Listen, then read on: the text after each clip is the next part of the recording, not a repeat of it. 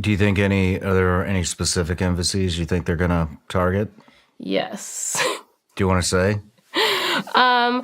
I think one is the U.S. Embassy in Bamako in Mali, and then I think the other one is on the Saudi Peninsula. Why do you think that? Because they are working on it. They are. Roger that. Roger that. So. And what you'd mentioned the lone wolf videos. What came out recently? What specific lone wolf videos are you referring to? Yeah, it's just basically the different terrorist groups saying, hey, go do attacks that are inspired by us. One of the more popular ones that's out right now is ISIS put one out to do with the Paris Olympics. So they said, hey, go to where crowds are in Paris. We don't care if you use a knife. We don't care if you use a vehicle. Like, cause havoc and attack these crowds surrounding the Olympic events. So they're asking people to just go do things. And then obviously they're probably planning things too. So they want to have a large number of attacks if they can bring in these inspired people. Where are they sending out this messaging?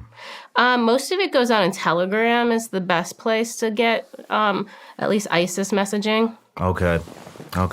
In your opinion, are we more likely to suffer an attack on infrastructure like power grid, water supply, etc., or an attack on human life or soft targets? Yeah. What group is most likely to and has the resources to pull off such an attack? It's almost two different things, right? Like the terrorists focus on the soft targets. It's almost like the nation state in the near peer who focus on what we would call the infrastructure, the power grid, etc. So it's actually two very different threats, but they're both very active threats, right? Because like, let's say if we were going to go to war with China, well, if they have now taken control of large portions of our electric grid, large portions of our ports, right? They can shut all that down and prevent us from responding to situations. So it's like you almost have to look at terrorism in a different lens, right? When you kind of look at the nation state level. So I do think both are a threat, but they're from different actors. And so let's start with how are these organizations and which ones are becoming allies? Sure. Yeah. The really interesting thing is the terrorists have been coming together for a long time. We just really hadn't been collecting it because how the U.S. government works is all the terrorist groups are in a bucket, right? So this is ISIS. ISIS people work ISIS. This is Al-Qaeda. Al-Qaeda people work ISIS. This is Hamas. Really, no one worked Hamas. And nobody was working cross-functionally like, hey, how are these terrorists sharing monetary resources? How are they doing joint training? A really good example is now these Hamas attacks just happened in October, right? Well, a large number of the terrorists at that attack trained in southern Afghanistan. They were in Uruzgan and Kandahar at al-Qaeda camps in the months prior to the Hamas attack. So if we had been collecting on what's al-Qaeda doing in southern Afghanistan, why are all these Palestinian terrorists in Afghanistan? This is very strange. We might have been able to get ahead of an attack like that.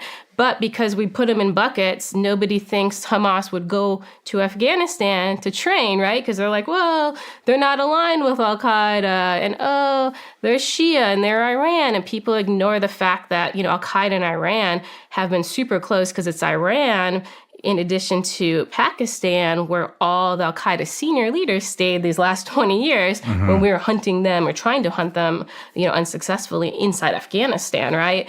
So the terrorists have been coming together. We've just failed to notice it.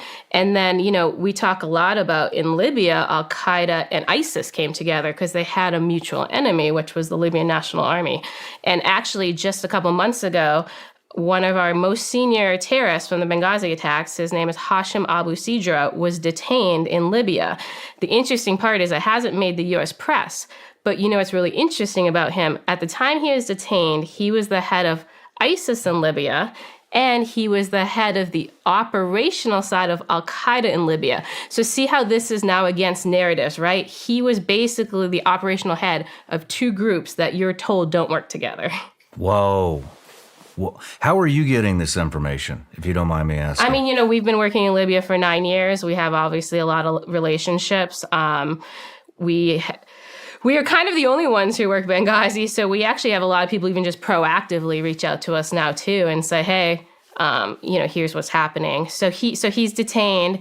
He's actually a forthcoming detainee. He's providing a lot of info. The really interesting part is, from what I'm hearing, is they're only focusing his detainee debriefings on ISIS. They're not at all discussing the Al-Qaeda side, which is fascinating because, when he did our Benghazi attacks, he was, of course, Al-Qaeda, and he was leading actually one of the big battalions of AQIM at our attacks. So it's kind of interesting to even see in a foreign country Al-Qaeda is being downplayed and how they're collecting and how they're talking about a terrorist. Wow. Do you think the government has rectified that segmenting people into this is ISIS, this is Al-Qaeda, this is Taliban? Of course this not. Is Hamas? It's still compartmentalized. 100%. Man, that's a real shame. Wow. Well, how are you tracking these guys coming up to the southern border? Sure. So I think we should take a step back from the southern border, right? Because almost when they get to the border, it's too late. Okay. Because the border's wide open.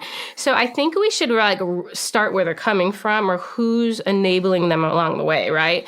So the three key I call exit points are India, Turkey, and Iran, right? So basically, all these people are going to those locations. So the Africans, they're coming up through Africa using TikTok, which is crazy. So the Chinese and the Africans are actually using TikTok, and it's routing them to the southern border. So TikTok's this human trafficking, smuggling application right now that people don't actually understand. But that's how they're making their movements, using TikTok.